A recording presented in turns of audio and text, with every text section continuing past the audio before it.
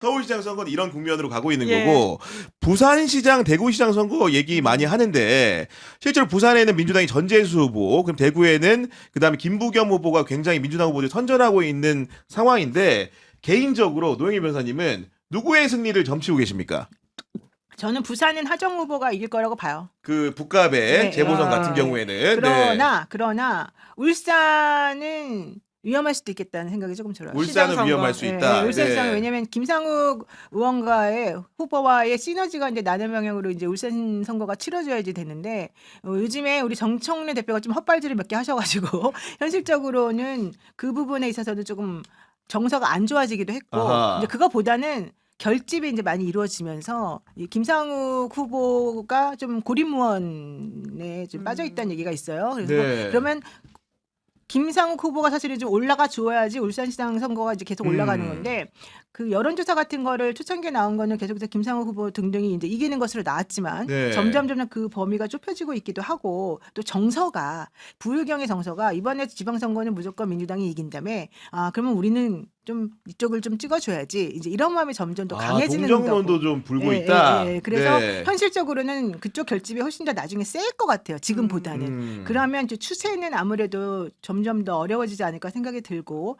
그다음에 대구 같은 경우는 지금 국민의힘에 있는 한 300분 정도가 좀 탈당해가지고 김부겸 네. 의원을 지지한다고 전 총리를 지지하는 걸로도 나왔고 주호영 의원도 그렇게 말씀은 하셨지만 홍준표 전 시장도 일찌감치 김부겸 김부겸. 지지를 한 거죠. 근데 홍준표 시장은 별 도움이 안 되는 것 같고 기세를 보여주는 거죠. 네. 네. 근데 중요한 건 이제 그렇게 해서 흐름을 처음에 만들어 놨으나 어. 결국 여기도 마찬가지입니다. 추경호 의원이 후보로 확정이 되면서부터 이진숙과의 또 이 시너지가 엄청나게 지금 세게 나오는데요. 추경호와 이진숙의 시너지라니.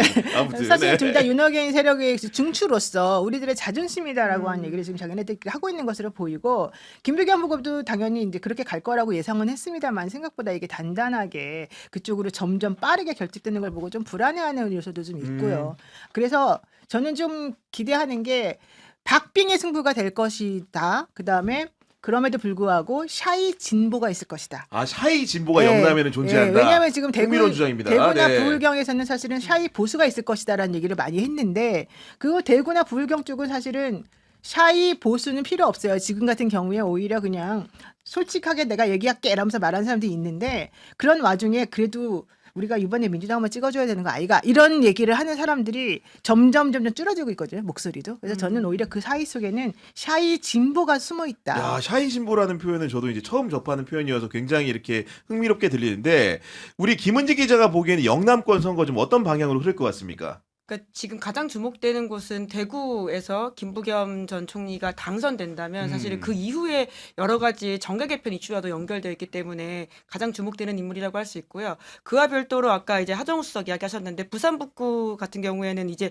더 이상 지역 선거가 아니라 전국 선거가 되어버린 그렇죠. 모양새여서 네. 그 결과도 굉장히 좀 흥미를 끌고 있다라는 생각이 듭니다. 근데 최근에 제가 이제 국민의힘 영남권 의원을 만났는데 오히려 그 영남 PK 의원이었거든요. 그 PK 의원은 오히려 대구는 민주당이 이길 것 같은데 대구는 민주당이 이길 것 예, 같다. 근데 PK는 아직도 국민의힘이 이제 방어할 수 있다 이렇게 보더라고요. 그런 차원에서 이야기를 듣더라도 오히려 대구의 인물 경쟁력이라고 하는 게 좀 바람이 확실히 있는 것 같고 그와 별건으로 아까 말씀하셨던 그 울산 같은 경우에는 지금 당과 후보의 유기적 결합이 좀 부족한 지점들이 있고 그리고는 사실 부산은 이게 박형준 후보와 전재수 후보가 지금 굉장히 여론조사에서도 접전하는 양상이 있고 그리고 경남 같은 경우에는 또 이제 시골 지역이 넓다 보니까 가지고 있는 어려움이 있어서 그러니까요. 네. 그렇게 국민의힘에서는 좀 자신감을 드러내고 있는 것 같긴 합니다. 경남 지역도 원래 그 김경수 지사가 원칙적으로는 처음에는 많이 유리하고 이런 식으로 갈 것 같았는데 솔직히 경남지사 선거에서는 박안수 후보가 지금 점점 힘을 얻어가잖아요. 그게 왜 그러냐면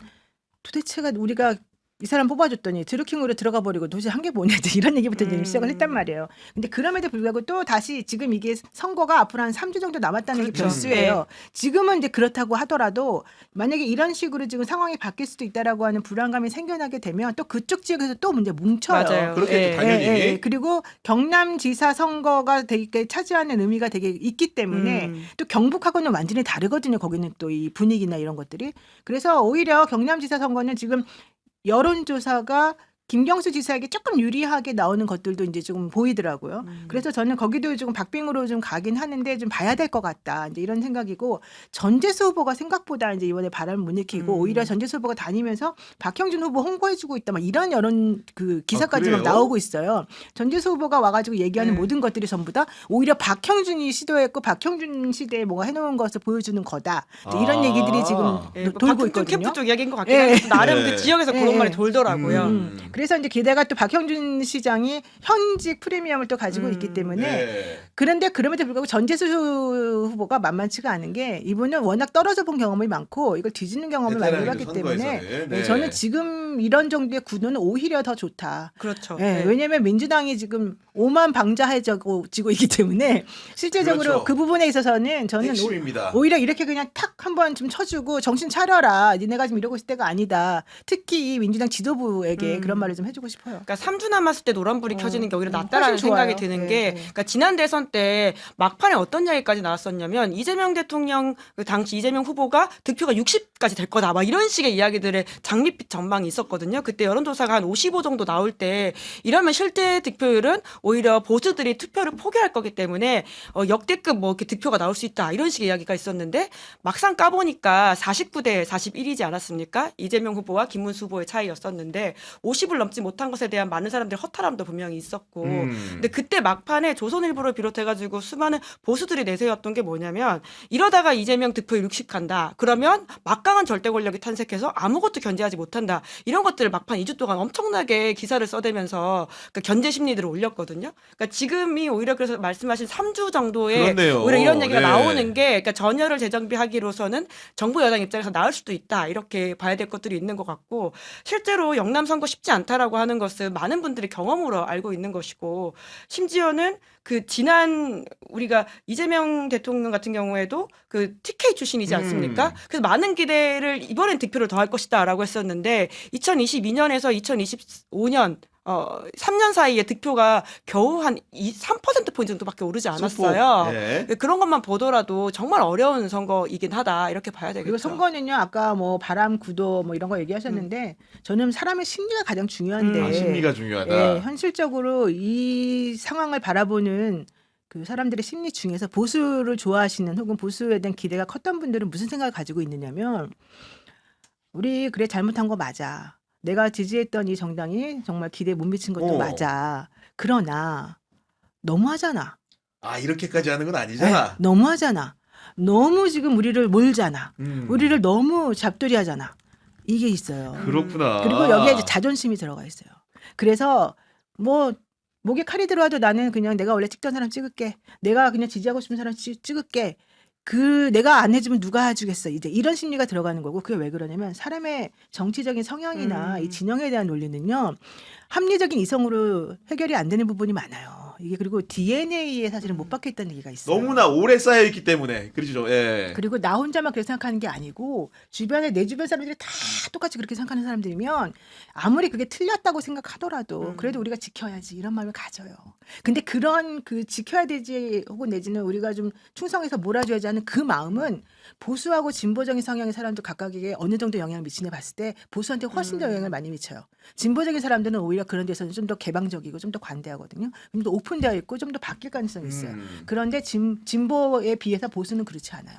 그래서 현실적으로 보수들은 항상 똘똘 묻히게 돼 있고 아스팔트 보수라는 말이 그래서 나오는 거지. 아스팔트 진보가 있어요? 그러니까. 아스팔트 진보는 못 들어봤죠. 없어요. 예. 네, 그래서 원래 성향이 그래요. 사람의 성향이라는 게. 그러니까 뭔가 새로운 거를 받아들이고 새로운 거에 대한 개방적인 성향을 가진 사람들이 진보적인 성향이라고 그러잖아요. 그리고 실제 프랙티스, 그러니까 현실적인 그런 부분들의 프랙티컬한 부분에 있어서 좀 더 관심을 많이 가지는 사람들은 보수가 아니에요. 그러니까 그런 사람들은 진보가 훨씬 더 많아요. 그러면 그런 사람들은 충성도가 약해요. 결론적으로 저는 이번 사건이래. 이번 선거에서 가장 중요한 건 그 사람들의 심리, 기본적인 심리, 무의식, 집단 무의식. 또 우리가 남은 아니다. 우리가 우리를 지켜야 된다. 우리 쪽 사람은 내가 지켜야 된다. 이런 종류의 그런 충성도, 이런 싸움이 될 것이고 그 충성도는 기본적으로 무조건 30% 나온다. 아니 네. 다른 분이 만약에 이런 얘기했으면 제가 그냥 지나가는데 네. 우리 노영희 변호사님 같은 경우에는 정치 현안에도 잘 아시지만 실제로 베이스가 심리학이기 네. 때문에 이런 식의 분석이 굉장히 타당하게 들리는 측면이 있는 것 같고 구체적인 사안으로 가보면은 예. 누가 이렇게 TK나 영남권의 정서를 갑자기 또 한번 뭉치게 자극을 하고 있는가 쫓아가 보면 최근에 그 조작기소 특검과 관련해가지고 이것들이 공소 취소라는 형태로 알려지면서 뭔가 우리가 여기까지 허용해서는 안 되겠다라는 정서도 좀 그렇죠. 작용을 한 것 같습니다. 그러니까 지금 국민의힘 후보들이 하나같이 나서서 그래서 이 법을 지금 땡땡땡 후보는 찬성합니까 안 합니까 입장을 내세우라고 캠페인을 하기 시작했거든요. 그러니까 막판에 하나의 결집 요인이 이거라고 생각을 하고 있는 것 같고요. 근데 사실 지금 정부 여당에서는 그거 더 이상 안 하겠다고 했거든요. 근데 맞아요. 그럼에도 불구하고 이제 계속 그 프레임을 가져가는 게 기댈 데가 여기밖에 없다라고 거꾸로 생각도 할 수 있을 것 같긴 한데 이제 그런 차원에서 사실은 투표를 포기하는 보수 성향의 사람들한테 아 그래도 투표 좀 가야 되겠다라고 나와야겠구나. 네, 그 심리를 네. 저는 자극한다라고 보고요. 이제 그런데 그러니까 그런 차원에서 잘 관리돼야 되는 이슈이긴 하지만 그러니까 뭐라고 할까요? 보수들이 가진 또 하나의 딜레마가 있습니다. 제가 최근에 만났던 이제 국민의힘 의원의 이야기는 아 그런데 보수가 잘 되면 결국 장동혁이 살아나는 건데 아. 이게 괜찮은 거냐 이 딜레마를 가지고 조선일보의 있다는 주장이기도 거예요. 했죠. 예. 장동영이 살아 돌아오면 어떻게 하냐 지금. 그러니까 우리가 네. 뭉쳐가지고 민주당을 심판해야 되는데 그런데 그러면 장동혁이 살아나는데 이 딜레마가 있다. 이걸 해결하지 못하고 있다라고 해서 그러니까 그것이 또 다른 민주당으로서 남은 3주 동안의 하나의 뭐 공략 포인트가 될 수도 있겠죠. 제가